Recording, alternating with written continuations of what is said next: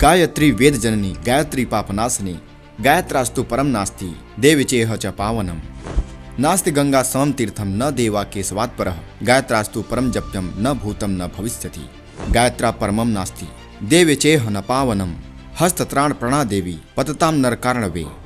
मित्रों, आज के वीडियो में हम जानेंगे गायत्री मंत्र की महिमा के बारे में। यह मंत्र अत्यंत ही प्राचीन है तथा हिंदू धर्म में गायत्री मंत्र को महामंत्र भी कहा जाता है। ऐसी मान्यता है कि दुनिया का सबसे प्राचीन वेद ऋग्वेद का प्रारंभ इसी मंत्र से हुआ है तथा यह भी माना जाता है कि ब्रह्मा जी ने चारों वेदों की रचना से पहले इस मंत्र की रचना की थी। दोस्तों, मन को शांति एवं तनाव को दूर करने के लिए गायत्री मंत्र का जाप करना अत्यंत ही लाभकारी होता है। गायत्री मंत्र ही चारों वेदों का मुख्य सार तत्व माना जाता है। गायत्री माता को वेद माता कहते हैं। त्रिदेव जिनकी उपासना करते हैं, जिनका ध्यान करते हैं, वह गायत्री माता देव माता हैं। गायत्री मंत्र की रचना किसने की थी, आइए सबसे पहले हम इसे जानते हैं। महाशक्तिशाली गायत्री मंत्र की रचना भगवान श्री राम के गुरु महर्षि विश्वामित्र जी ने की थी। गायत्री मंत्र को ऋग्वेद के तीसरे मंडल के 62वें सूत्र में मौजूद 16वें श्लोक से लिया गया है। गायत्री मंत्र को जिस छंद में लिखा गया है उस छंद का नाम गायत्री है। इसी कारण से इस मंत्र को गायत्री मंत्र कहा जाता है। गायत्री मंत्र ऋग्वेद के 7 प्रसिद्ध छंदों में से एक माना जाता है, जो कि 24 मात्राओं अर्थात 8 धन 8 धन 8 के योग से बन रहे हैं। ऋषि मुनियों ने गायत्री मंत्र को सभी तरह की मनोकामना पूर्ण करने वाला बताया है। गायत्री मंत्र इतना शक्तिशाली है कि इस मंत्र के माध्यम से ईश्वर का वरदान भी पाया जा सकता है। इस लोक में मनुष्य की ऐसी कोई भी इच्छा नहीं है जो गायत्री मंत्र के जप से प्राप्त न किया जा सके।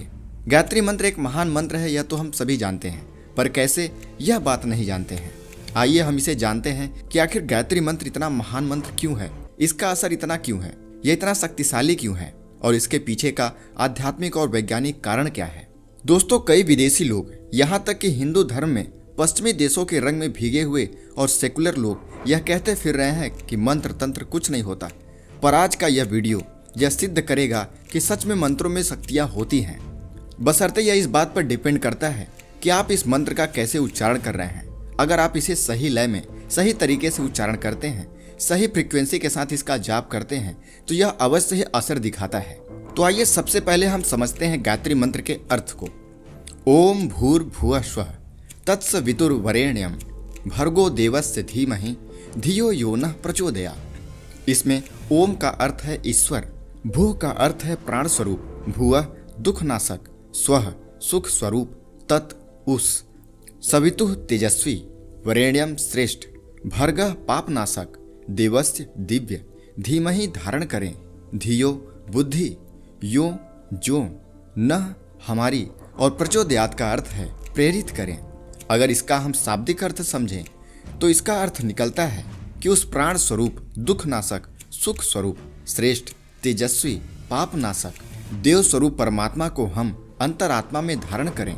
वह ईश्वर हमारी बुद्धि को सन्मार्ग पर प्रेरित करे। अगर हम गायत्री मंत्र का भावार्थ समझें तो इसका भावार्थ होता है कि हम उस अविनाशी ईश्वर का ध्यान करते हैं जो भूलोक, अंतरिक्ष और स्वर्ग लोकों को उत्पन्न किया है।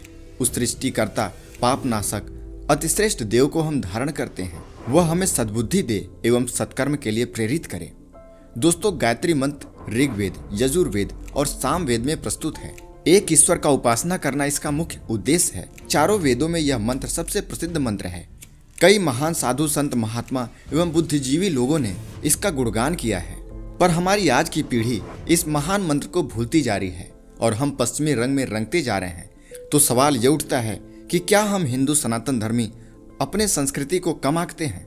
अंग्रेजी माध्यम में अभ्यास और विदेशी दौरे में हम यह सब कुछ भूलते जा रहे हैं कि हमारी अपनी संस्कृति एक महान संस्कृति है जिसने संसार को विज्ञान दिया, अध्यात्म दिया और वेद दिए। इसी कारण से इन मंत्रों का रहस्य समय आते सब भूलते जा रहे हैं। पर जरूरत है अब इन मंत्रों को समझने का, अपने धर्म को समझने का, इनमें लिखी पुस्तकों को समझने का, इनके अर्थ को समझने का और अपने जीवन में अमल करने का।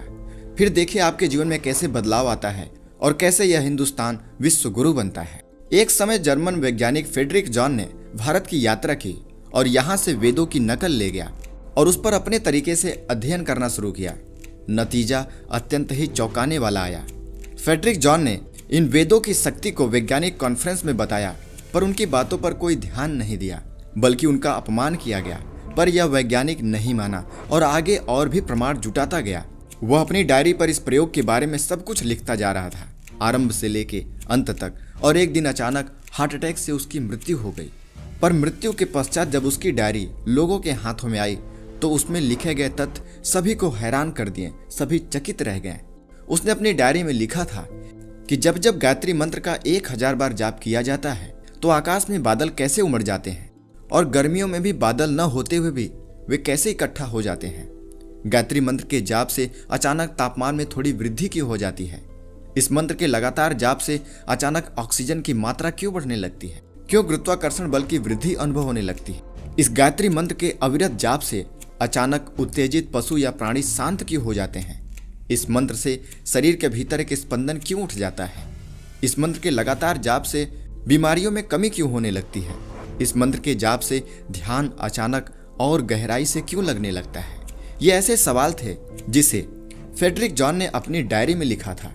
सिर्फ ऐसे ही नहीं, और भी अनगिनत सवाल थे जिसका जवाब उन्हें पता था। वे जानते थे इस गायत्री मंत्र की शक्ति के बारे में। वो इसे लिखना चाहते थे, समाज के सामने लाना चाहते थे, पर उनका मजाक उड़ाया गया। लेकिन उन्होंने यह बात सिद्ध किया। उन्होंने कुछ ऐसे तर्क दिए थे जिससे यह साबित होता है कि वाकई मंत्रों में शक्ति होती है। अगर आध्यात्मिक दृष्टि से देखा जाए तो जब भी गायत्री मंत्र का लगातार जाप किया जाता है तो छद्म रश्मियां, जिसको वैज्ञानिक डार्क मैटर या डार्क एनर्जी कहते हैं, वह आकर्षित होती हैं और उसके चलते गुरुत्वाकर्षण बल में भी वृद्धि होती है। ये डार्क मैटर्स इस मंत्र के जाप से प्रभावित होती हैं, क्योंकि डार्क मैटर्स का स्पंदन 0.000003 हर्ट्ज पर होते हैं और गायत्री मंत्र का सही उच्चारण उसी हर्ट्ज पर केंद्रित होता है। इसीलिए वह डार्क एनर्जी प्रभावित होती है और खींची चली आती है। इसी डार्क एनर्जी को आज तक विज्ञान खोज नहीं पाया है, केवल कल्पित अनुमान लगाता आ रहा है। रही बात मंत्रों की, तो यह बात जान लेना अति आवश्यक है कि कैसे यह मंत्र कार्य करते हैं। देखिए, जब हम कोई भी मंत्र का प्रमाणिक ढंग से उच्चारण करते रहते हैं तो हमारे आसपास एक आवृत्ति, एक आंदोलन का वर्तुल बनता है। जैसे जैसे हम जाप सही ढंग से करते रहते हैं तो उस वर्तुल के आकार में वृद्धि होती रहती है। वह वर्तुल इतना बड़ा बन जाता है कि आकाश तक को छू सकता है। तब सभी लोग और समस्त पृथ्वी उससे प्रभावित होती है। उस आवृत्ति से यह इतना ज्यादा प्रभावित होती है कि बार बार गायत्री मंत्र का उच्चारण करने से बरसात तक हो जाती है और कई बार शरीर के भीतर तक यह माइक्रोन की तरफ फैल जाते हैं और उसकी सकारात्मकता से बाकी के सभी कीटाणु को नष्ट कर देते हैं, जिससे इंसान की बीमारियां भी ठीक होने लगती हैं। वह उसमें राहत महसूस करने लगता है। दोस्तों, विश्व में कुछ ऐसे उदाहरण भी सामने आते हैं जिसमें गायत्री मंत्र के उच्चारण से कैंसर तक के रोगों में भी आराम देखा गया है। किसी का पागलपन भी ठीक हुआ है। पर यह सब कुछ होने के लिए प्रमाणिक ढंग से और एक समान सुर, एक समान लय में इसका लगातार जाप करना होता है। अगर यह लगातार सही ढंग से न किया जाए तो इसका कोई भी प्रभाव शरीर के ऊपर या समाज के ऊपर या पर्यावरण के ऊपर नहीं पड़ता है। जब हम किसी भी सुर से भटक जाते हैं तो उस सुर में जो वर्तुल निर्मित हुआ होता है उसमें छेद हो जाता है और वह वहां से टूट जाता है। इसलिए वर्तुल कोई काम नहीं करता। पर अगर सही तरीके से सही सुर, सही राग, सही लय में इसका जाप किया जाए तो सिर्फ गायत्री मंत्र ही नहीं, कोई भी मंत्र अपना असर दिखा देता है। बात करें गायत्री मंत्र की, तो गायत्री मंत्र में इतनी सकारात्मक ऊर्जा है कि अगर लगातार 1000 साल तक एक समान और एक ही लय में इस मंत्र का जाप चले तो एक नई सृष्टि तक बनाई जा सकती है। यह मैं नहीं कह रहा, ऐसा वर्णन पुराणों में मिलता है। याद रहे, जब घर में नकारात्मक ऊर्जा का वास होने लगे तो गायत्री मंत्र का हवन करने मात्र से ही वह नकारात्मक ऊर्जा घर से दूर हो जाती हैं और सकारात्मक ऊर्जा बहने लगती है। घर में भूत प्रेत इत्यादि से अगर आप परेशान हैं तो सही प्रमाण से गायत्री मंत्र का जाप करने से बाधाएं टल जाती हैं। दोस्तों, मान्यता यह है कि यदि इस मंत्र का लगातार जाप किया जाए तो इससे मस्तिष्क का तंत्र बदल जाता है। दुनिया भर के वैज्ञानिकों के द्वारा किए गए एक शोध से यह पता चलता है कि यदि नियमित रूप से रोगी को गायत्री मंत्र का जाप कराया जाए, बड़ी से बड़ी तथा जटिल से जटिल बीमारियों में भी आश्चर्यजनक लाभ पहुंचता है। इससे मानसिक शक्ति बदलती है तथा सकारात्मक शक्तियां आपकी ओर आकर्षित होती हैं। पौराणिक कथाओं के अनुसार ऋषि विश्वामित्र ने इस मंत्र की शक्ति के बल पर ही एक नई सृष्टि का निर्माण किया था। ऐसा कहा जाता है कि गायत्री मंत्र के प्रत्येक अक्षर के उच्चारण से अलग अलग देवताओं का आवाहन किया जा सकता है। शास्त्र कहते हैं कि गायत्री मंत्र का जाप करने वालों को जीवन काल में कभी भी विपत्तियों का सामना नहीं करना पड़ता तथा साथ ही उनके सभी मनोकामनाएं भी पूर्ण होती हैं। जीवन में प्रत्येक व्यक्ति की अपनी अपनी निजी आवश्यकता होती हैं और गायत्री मंत्र आपके उन सभी आवश्यकताओं को बड़ी ही सरलता से पूरा कर सकता है। लॉ ऑफ एट्रैक्शन के लिए सबसे मजबूत अगर कोई चीज कार्य करता है तो वह है गायत्री मंत्र। तो आइए हम जानते हैं गायत्री मंत्र के फायदे के बारे में। दोस्तों, गायत्री मंत्र का नियमित जाप करने से मन शांत और एकाग्र होता है। इस मंत्र के जाप से दुख, कष्ट, दरिद्रता, पाप आदि दूर होते हैं। संतान प्राप्ति के लिए भी गायत्री मंत्र का जाप किया जा सकता है। कार्यों में सफलता, कैरियर में उन्नति, रोजगार में वृद्धि आदि सभी के लिए गायत्री मंत्र का जाप अवश्य ही करना चाहिए। जिन विद्यार्थियों की स्मरण शक्ति कमजोर होती है उनको गायत्री मंत्र का एक माला जाप प्रतिदिन करना चाहिए। पितृदोष, काल सर्पदोष, राहु केतु तथा शनि दोष की शांति के लिए शिव गायत्री मंत्र का जाप अवश्य ही करना चाहिए। जो मनुष्य या साधक लगातार 5 वर्षों तक पूर्ण श्रद्धा तथा भक्ति के साथ गायत्री मंत्र का जाप करते हैं उन्हें 8 प्रकार की सिद्धियां प्राप्त होती हैं, ऐसा शास्त्रों में प्रमाण मिलता है। तो दोस्तों, उम्मीद करते हैं आपको हमारे द्वारा दी गई यह जानकारी अवश्य ही पसंद आई होगी। इससे आपको कुछ न कुछ अवश्य ही सीखने को मिला होगा।